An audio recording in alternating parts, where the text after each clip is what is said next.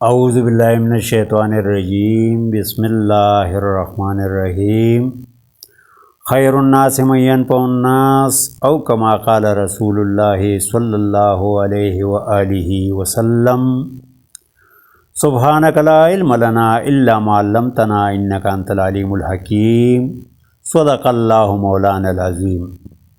محترم سامعین و ناظرین، السلام علیکم ورحمۃ اللہ وبرکاتہ۔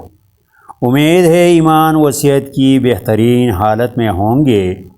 آج امراض و معالجات کے سرکل میں سے غدی اعصابی گرم تر مزاج نمبر 5 کا علاج غدی عضلاتی گرم خشک مزاج نمبر 4 کی ادویہ سے غلط اور بے بنیاد ثابت کرنے جا رہا ہوں، تاکہ آگے جا کر آپ درست فطری اور یقینی علاج میں واضح فرق محسوس کر سکیں اور آپ کو کوئی مشکل پیش نہ ہو۔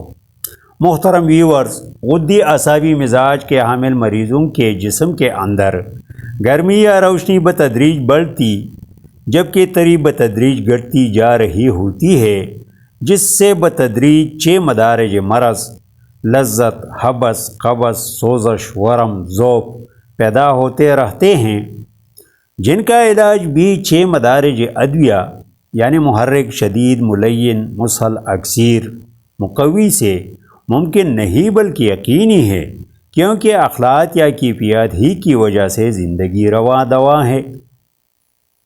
بہت ہی آسان بات ہے کہ جن اخلاط یا کیفیات کی خون میں کمی ہے ان کو بڑھائیں اور اعضاء کی مشینی تحریک میں کارفرما اخلاط یا کیفیات کو بالضد اخلاط یا کیفیات سے بدل دیں، تو کوئی وجہ نہیں کہ 15 منٹ کے اندر اندر شفائی اثرات شروع نہ ہوں۔ اگر ہم اسی طرح مذکورہ مزاج کے حامل مریضوں کو غدی عضلاتی یعنی گرم خشک اخلاط یا کیفیات کی حامل ادویہ تجویز یا استعمال کریں گے تو مریض خاک ٹھیک ہوں گے، کیونکہ ادویہ کی گرمی مریضوں کی گرمی تو اور بھی بڑھائے گی، نہ بدلے گی اور نہ کم ہوگی۔ دوسری بات یہ کہ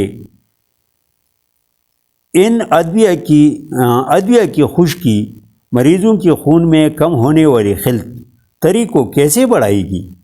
تیسری بات یہ کہ نقص ارادی حرکات کے سسٹم میں ہے اور ان ادویہ سے غدد جاذبہ یعنی اینڈوکرائن گلینڈز کو بے جا چھیڑا جا رہا ہے۔ امید ہے اپنی تجربات سے عباسی قانونی شفا پر مہر تصدیق ثبت فرمائیں گے۔ اگلی ویڈیو تک خدا حافظ۔